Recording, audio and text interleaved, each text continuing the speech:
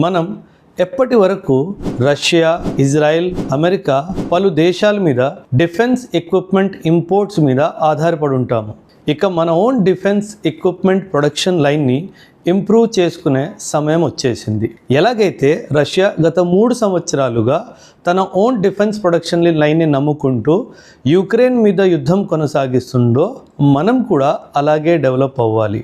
We need to call back our scientist. ఎవరైతే scientist defence equipment ఇండస్ట్రీలో అమెరికాలో కానీ, జర్మనీలో కానీ, ఫ్రాన్స్లో కానీ, జపాన్లో కానీ ఎవరైతే ఇండియన్ సైంటిస్ట్ పనిచేస్తున్నారో వాళ్ళని తిరిగి పిలిపించే సమయం వచ్చేసింది.